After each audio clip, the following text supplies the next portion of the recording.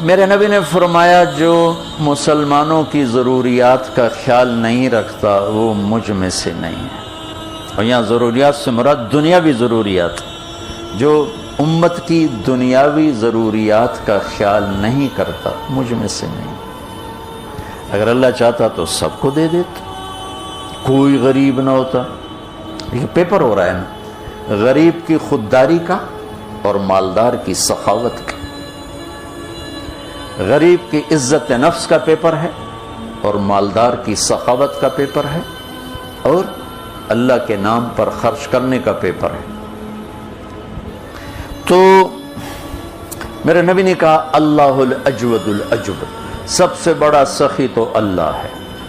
پھر فرمایا وَأَنَا أَجْوَدُ وُلْدِ آدم, اس کے بعد سب سے بڑا سخی تمہارا یہ رسول ہے, مجھ سے بڑا سخی کائنات میں کوئی نہیں. سبحان اجود ولد آدم.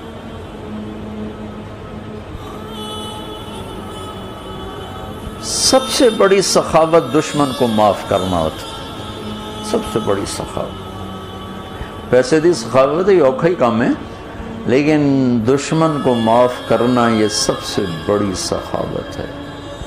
اور 21 برس قتل کے منصوبے بنانے والے اہل مکہ کو آپ نے ایک بول پہ فرمایا جاؤ معاف کیا. اچھا معاف کیا نہیں کہا, ایک عجب جملہ ہے.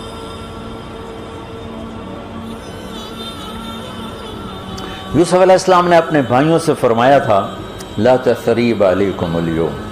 جب وہ سامنے آیا نا, پھر پتہ چلا بھائی یوسف تو ماشاءاللہ وزیر خوراک بن گئے اور ہم وہی کہ وہی رہے, تو معافی مانگنے لگے. تو انہوں نے کہا لا تثریب علیکم اليوم. وہ تو تھوڑا سا مسئلہ تھا. میرے نبی کے تو مسلسل قتل کے در پہ رہے 21 برس. آپ نے کہا جاؤ لا تثریب علیکم اليوم, میں نے معاف کیا, اس کا ترجمہ نہیں ہے, مراد ہے میں نے معاف. لا تثریب کا مطلب ہے تمہارے اوپر تو کوئی کیس ہی نہیں ثابت ہوا تو میں سزا کیا تھا. تمہارے اوپر کیس ہی کوئی نہیں بنتا. سبحان اللہ, کہ تمہارے اوپر تو کوئی دفعہ ہی نہیں لگتی, جاؤ عدالت باعزت بری کرتی. لا تثریب علیکم اليوم. اتنی بڑی سخاوت. قتل کے منصوبے بنانے والے اونٹ کو کی قطاریں کھڑی تھیں. صفوان بن امیہ یوں دیکھ رہا تھا, یوں دیکھ رہا تھا, یوں دیکھ رہا تھا. تو آپ کی نظر پڑ گئی. کہ صفوان چنگے لگ رہے ہیں؟ کہ جی بڑے چنگے لگ. کہ جاؤ ساری وادی تجھے ہدیہ. کہنے لگے اب ایمان لایا کہ آپ سچے رسول ہیں, اتنی بڑی سخاوت کوئی نہیں کر سکتا. کیا اتنی بڑی سخاوت نبی کے سوا کوئی نہیں کر سکتا. پھر انہوں نے مکے میں آ کر او لوگو کلمہ پڑھ لو, یہ سچے نبی ہیں, اتنا بڑا ظرف کسی بادشاہ کا نہیں ہو سکتا, یہ سچا نبی ہی اتنی بڑی سخاوت کر سکتا.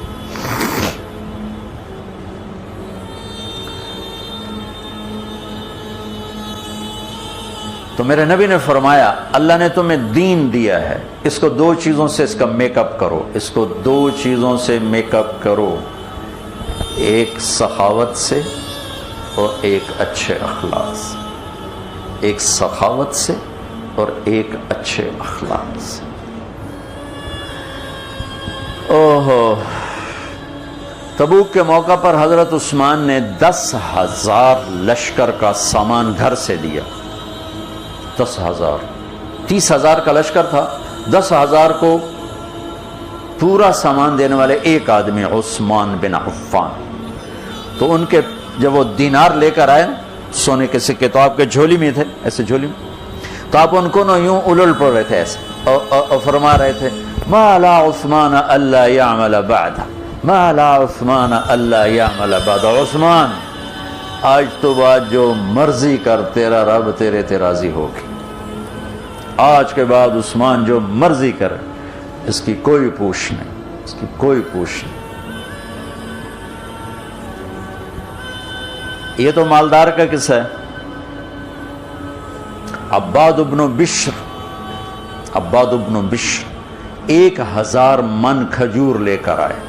عباد بن بشر بڑے آدمی ہوں. ایک غریب کا سناتا ہوں, ابو عقیل روٹی بھی گھر کوئی نہیں، آٹا بھی کوئی نہیں۔ ان کا جی چاہا میں بھی اللہ دے نام تے خرچ کراں۔ اللہ کے نبی نے کہا ہے، وہ ایک یہودی کے پاس گئے، کہا یار کوئی مزدوری تو دے، اس نے کہا پانی لا۔ ساری رات اس کے باغ کو پانی لگا، ڈول کھینچ کھینچ کو۔ میں نے افریقہ میں دیکھا، کیمرون چاڑ میں اب بھی وہ ہے کہ وہ ڈول کھینچ کے کیاریوں کو پانی لگاتے ہیں ہاتھ میں۔ اس نے ساری رات پانی لگایا، اس کو 6 سیر کھجوریں ملی ٹوٹل 2 سال۔ اس نے 3 سیر گھر میں دیں اور 3 سیر جھولی میں ڈال کے اور دربار رسالت میں پیش ہوئے تو شرم سے یوں کھڑے ہو گئے کہ 1000 من کھجور دے گو 3 سیر ہے کی شے، تو شرم کے مارے یوں کھڑے ہو گئے کہ میں کی پیش کروں، میری کیا دی اوقات۔ تو اللہ کو بھی پتہ ہے اور اللہ کے نبی کو بھی پتہ ہے کہ 3 سیر شے کی ہے، راتی اس کیتا کی ہے۔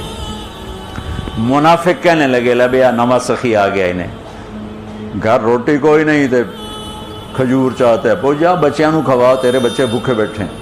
ان کا مذاق اڑانے لگے، وہ اور سہم گئے۔ صاحب نے کہا ابو عقیل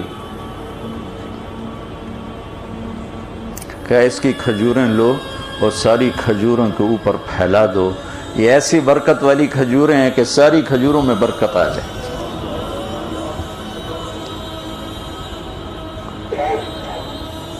اللہ تعالیٰ فرماتے ہیں کہ میں سخی سے دوستی نہیں توڑتا چاہے وہ نافرمانی کیوں نہ ہو، اور بخیل سے دوستی نہیں لگاتا چاہے کتنا ہی تقوی والا کیوں نہ ہو۔ کہ بخیل سے دوستی نہیں کرتا ہوں، سخی سے دوستی نہیں توڑتا ہوں۔ آپ کے علم میں ہے موسیٰ علیہ السلام کی قوم بچھڑے کی پوجا پہ لگا، وچھے دی پوجا۔ وہ بچہ کہیں بنایا؟ سامری منافق۔ جب موسیٰ علیہ السلام واپس آئے تو وہ ہزاروں بچھڑے کے سامنے کیا کیا جائے یا اللہ کا، ان سب کو قتل کرو، ان کی توبہ، سب کو قتل کرو۔ چلو جی قتل شروع ہو گیا۔ جب سامری کی باری لگی جس نے سارا کام کیا اور مسلمان بھی نے، منافق، تو جبریل آیا، یا رسول یا کلیم اللہ، اللہ تعالیٰ فرما رہے ہیں سامری کو چھوڑ دیں، یہ آپ ہی مر جائے گا، لا میں ساس کچھ نہ کہو۔ موسیٰ علیہ السلام حیران ہو کے فرمانے لگے کہ یہ تو کمبخت میری ساری امت کو اس پہ لانے والا ہے اور اس کی اللہ سفارش کیوں کر رہا ہے؟ تو جبریل نے کہا اللہ فرما رہے ہیں یہ سخی ہے اور سخی کا قتل کرنا مجھے اچھا نہیں لگتا، انہوں میں آپ پہ ہی مار دے گا۔ سخاوت ایسی چیز کہ اس کی کھجوریں لو اور ساری کھجوروں کے اوپر پھیلا دو، یہ ایسی برکت والی کھجوریں ہیں کہ ساری کھجوروں میں برکت آ جائے۔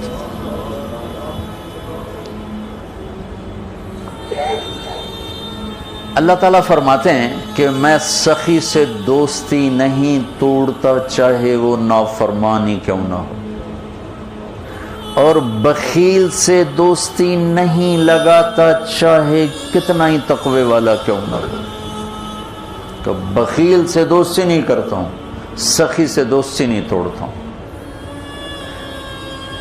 آپ کے علم میں ہے موسیٰ علیہ السلام کی قوم بچھڑے کی پوجا پہ لگا، وچھے دی پوجا۔ وہ بچہ کہیں بنایا؟ سامری منافق۔